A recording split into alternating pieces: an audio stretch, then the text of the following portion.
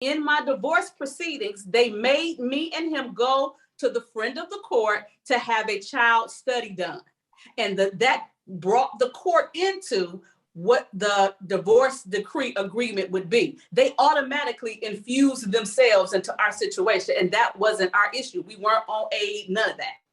So the system is going after these people systematically. I think some politicians are missing the mark here. I think when some politicians start diving into the child support system, you will see a lot of Black men voting for them. They are missing the mark.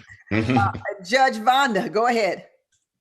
Well, and I can relate to that closely because I just ran a campaign, right? And of course, I won. Judge-elect Vonda Bailey of the 255th Dallas County District Court. Just had to plug that real quick. Congratulations. Thank you. You see that a lot, but I tell people when it comes to politicians, listen less to what they say during politics. Pay attention to the people they were prior to them running. I've always been an advocate for fairness. I've always been an advocate of, father's rights, parents' rights, grandparent rights. I just like to see people treated right. And Dr. Jackson raised an important point about when men are deemed to not be the fathers, how they're ordered to still pay child support. I remember very vividly a case of mine years ago, and still to this day, it gives me pause when I think about it. This dad found out that 2 of his children did not belong to him. And because the deadline had passed for what the law says that he can contest the signing of this acknowledgement of paternity, which I'm really big on educating people about that powerful document, he had to still remain on child support. And it was unfortunate because even after that time, had another man came up and said he wasn't the father, that his time expired too, to contest or challenge the acknowledgement of paternity. So it's really unfortunate, I would say, all of the things that take place in the child support court that you actually see. But I think one of the things, going back to what Mr. Prince brought up in terms of breaking down the Black family and needing these resources, it's unfortunate that a number of us need it. Because if we didn't really need the resource, we wouldn't have court intrusion within our families. Well, in my case, I did not need it, but it was because of the law in the state of Michigan is if you're going to get a divorce and you have a child, you have to go through the friend of the court for a child study. So they came and talked to me, they came and talked to him, and they wrote an order that went with my divorce decree. Right. And that's the intrusion. And some, with Texas, child custody, and here they're called child custody evaluations. They're discretionary. The judges can order them how they believe they need to go, but then some, it's by agreement a lot of the other times. But I don't know a lot about laws in other states, but when people talk to me on TikTok and Instagram and they talk about the different laws in their state, it's automatically intrusive the way that the law is written. And it's really unfortunate because it's almost like, yeah, you need my help. This is the state, right? You need my help. But because you need my help, then I'm going to get into your business and then dictate, essentially, right, how you all are going to parent, how you all are going to make sure that this money is spent for these children, those type of things. It's really unfortunate because I think the breakdown really starts there with the intrusive part of it from the moment that you ask for resources or the moment that you file anything in court. And I try to educate people all the time.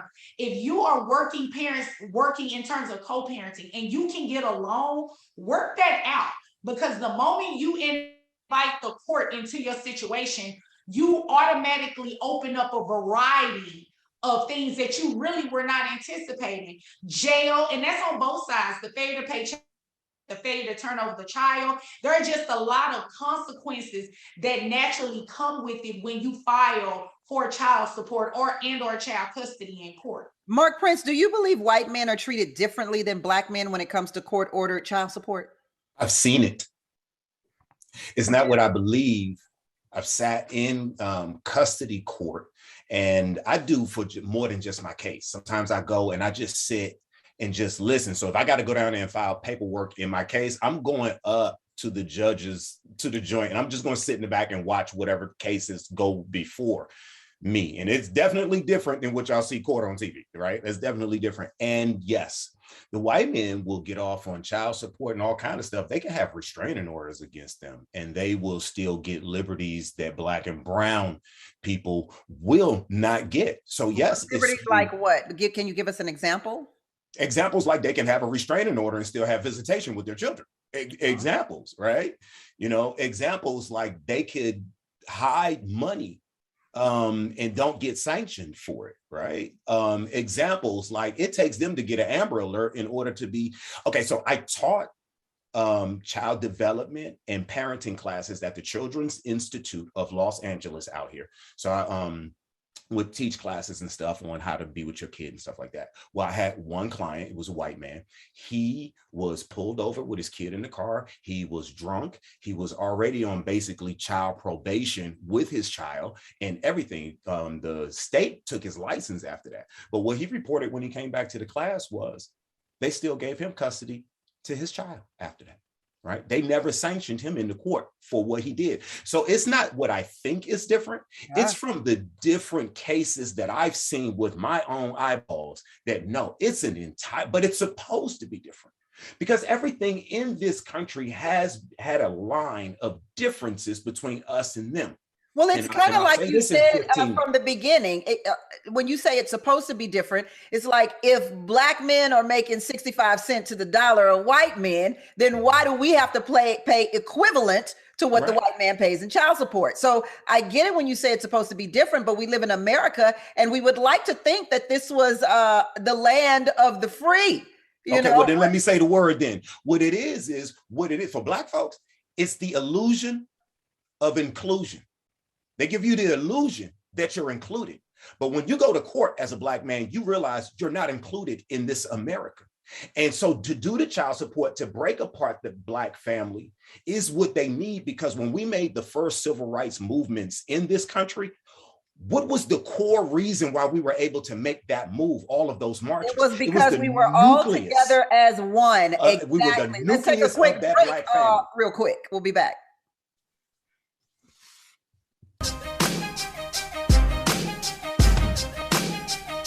I want to celebrate Will Packer and his co-producer Shayla Cohen for producing this year's Oscars, 2 huge ratings. Cocktails with the Queens. When you do big things, you start doing bigger things. Who knows what's gonna happen now? Homie. Every Monday night. Where's the Cocktails with Queens movie? Why can't we be Girls Trip the 40-50 version? We can just simply do Cocktails with Queens, the movie. Cocktails with Queens in Miami. Cocktails with Queens in Atlanta. We're waiting. I just think there's an inconsistency when it comes to men and women. TGIF. Y'all spend your money on child support for women you don't know. But that's necessary. That's for the sustainability of a life. Wednesdays and Fridays. Y'all with them $1,200 wigs is messing up the sustainability of the planet. Hey, don't you wear wigs? No, I changed my life. I gave my life to God. On Fox Soul. This is now award-winning TGIF, so the lies have got to stop. We ain't gonna be lying on this show. Worried about your friend but don't know how to reach out? You could say how are you or get a fake tattoo. You could ask with an app if it works for you. You could chat with them in VR. It's so good. If you think you should check in, yeah, you should. Whatever gets you talking. Reach out to a friend about their mental health. Whatever gets you talking. Learn how you can help at seizetheawkward.org. My mom wanted my life to be better than what she had as a kid. When I became a mom myself, I feel like my whole world changed. You don't have to be a climate scientist to want to protect the earth. You always want the next generation to have something better than what you had.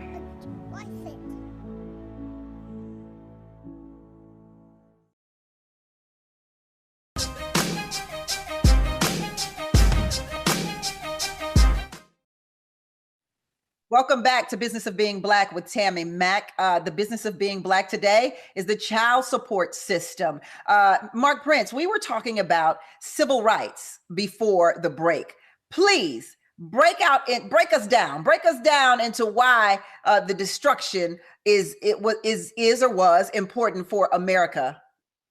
So when you really look at it, the civil rights movement was the first time that Black people moved in masses, right? Now that scared the bejesus out of Cooter and them, right? They were like, yo, Black people have never moved like that in this country as a whole. And they already systematically kept us from doing that. So when they saw that, that scared them. When they looked at how we were able to tear off those feats from marching from the South to Washington, what it was the core nucleus of the Black family. Where did the people get fed along their marches? They stopped at these Black homes. They got fed biscuits, food, they got their clothes washed, they got a good night's sleep, got up, kept on marching to the next place. The next day, did the same thing over and over again. So who you have to take out in that system first? The Black woman. Martin Luther King. The Black woman. The Black woman was the Black woman is the quintessential key to the civil rights movement. Being able to move was the Black woman, stopping off at those houses, being able to eat, sleep the next day, and then keep on marching. So they supplemented the Black woman with this, told her she got to keep us out of the house. That breaks apart the nucleus of the Black family. Once you break that part, we cannot march as a whole anymore. Is I want Black to Lives give some Matter still around? Is Black Lives Matter still around? I want to give some truths to the Black father, because I honestly believe, and it is my plight, to shine a positive light on Black fathers, because for some reason, and I'm not exactly sure what it is, Black fathers get a bad rap in America. So I just want to shed some light on it here. According to the CDC, Black dads, whether they live with their children or not, are more actively involved in their children's lives than their counterparts of other races. That means that Black fathers, according to the CDC, do more with their children actively than any other race. For example, the CDC reports that Black fathers who live with their children are more likely than fathers of other races to provide physical care. They're bathing their children, they're changing diapers, they're feeding their children, they're helping them read books and helping them with their homework, all on a daily basis, than fathers of other races who also cohabitate with their kids. The report from the CDC also reveals that among dads who don't live with their children, Black dads are more likely to be involved in the care, including homework, reading, talking to them about their day, and taking them to activities, more than Hispanics or white dads who live apart from their kids. And non-residential Black fathers are also the least likely to report that they're not at all involved in the care of their children, including bathing, dressing, changing diapers, and playing with their children. So this conception that the Black father is absent is an absolute lie, according to the CDC. How do we feel about this, Dr. Jackson? Well, the thing that we have to understand is that in the Black community, we have for years, forever, been the father may be someplace else, but they come back home, they come back and make sure they take care of their kids. I know for myself, I've had uncles and things of that nature who may not have lived in the house, but they was there when it was time to discipline. They were there when it was time to feed us. They were there. And so we have, and we know it, but oftentimes we believe the narrative that the media may propagate, and we believe it and walk with it, and that's not the truth. We have to do a better job, and that's why I love what you're doing here, of telling our story our way. We have to be honest and open. I may not have had the person in the house, but the person was still available for me. The person still wouldn't pick my child up for school when I had to work or I was out of town. I had a father and other fathers, other people in the community to help raise this young man that I raised. And yes, and we I know Judge Vonda brought up TikTok, and that she does a lot on TikTok. I have to thank TikTok for actually social media, in all social media platforms, because we are now seeing more images of Black fathers with their children. We're seeing them talking to their children. We're seeing them dressing like their children. We're seeing them going to church with their children. We are seeing so many Black fathers with their children and just breaking down all of those stereotypes that the Black father doesn't exist. So I do like that about social media because I love seeing those fathers. But I'm sure anybody who's contesting what I'm saying now would be like, well, yeah, that's how they live on Instagram. You see, they take a couple of Instagram pictures for 15 minutes and then you don't see your daddy no more. Judge Vonda, is that true? Is it all a fraud? Is it fake? Is it just our imagination? Is it fake book? You know what? And I'm anybody that know Vonda Bailey, I'm extremely and brutally honest to the T. If I said that anybody was faking the funk more over the other, it's the mom versus over the dad. Because I will tell you, a lot of these children do not live with their mothers, and their mothers are on paper the custodial parent. All right. I have a ton, majority of my clients in the past 8 years when I don't practice law anymore recently, but in the past 8 years when I practiced, majority of my clients, about 85 to 90% of them were men. And these men were extremely active. Only times they were inactive was when the mother said no, or when the mother said, you can't go over your daddy's house or something like that. Any other time when there's pictures posted, anything like that, especially people I know. You know, I'm like, you look at somebody like, you be like, I know you in real life. I know your kids they don't live with you. One thing, like I joke and say on the weekend, I don't have kids. My kids are their grandparents' grandchildren, because every weekend my children do go over to my parents' house, because I didn't grow up with grandparents. And I believe that the familiar structure is very important for any family. So I make sure that I do that. That's not what I'm talking about. I'm talking about day in, day out, parenting for children, taking them to school, scheduling their doctor's appointments, their dental appointments, taking their baths, meals, everything like that. That is not done by a lot of these mothers. But they are the ones a lot of times that do the fake book. And it's unfortunate because a lot of Black women, especially from what I've seen on social media, they are the ones that break down a lot of the familiar structure of the Black family too, because they're quick to bash the Black man. And a lot of times it's not that he's done anything wrong per se. He's either moved on in a new relationship, he told her no for something she doesn't want, or, something very trivial. It has nothing to do with the substance of taking care of their child, but they try to equate it to that because they're upset with him. So if we're going to say something is fake book, I would say more mothers do that than the fathers. The fathers that I have seen that post are extremely active, like I said, until they are inactive by the mother. Well, as a Black woman, Judge Vonda, I didn't mean for it to go there, but I guess you kept it real. I'm like, whoa, wait a minute now. We're not supposed to start dissing the Black mamas up in here now. Hold on. If I want to educate, because education is core with everything. I respect educators. They are at the top pillar of everything. If you want to educate, you first have to start by being honest. Dr. Sabrina, I see you trying to get in here. Go ahead. I'm just trying to jump in because that is so important, because I wrote a book. It's called Hes Not, Statistic, 12 Laws for Single Mothers Raising Black Males. And one of my laws is never badmouth the absent father for several reasons. One is that it's your fault, he the father.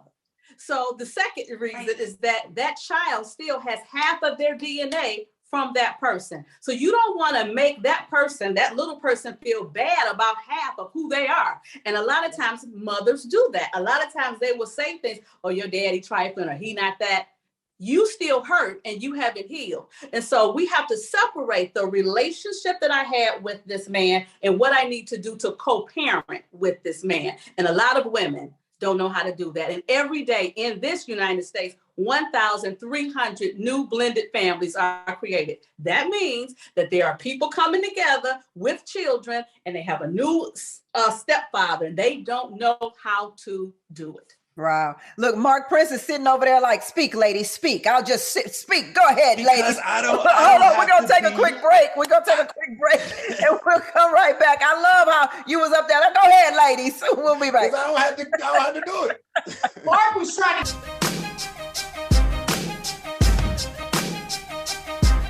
COVID-19 has changed how we hang with our girls. Now it's time to take the first step that lets us get back to girls tripping instead of solo sipping. Before we can safely come together, we need the facts. As COVID-19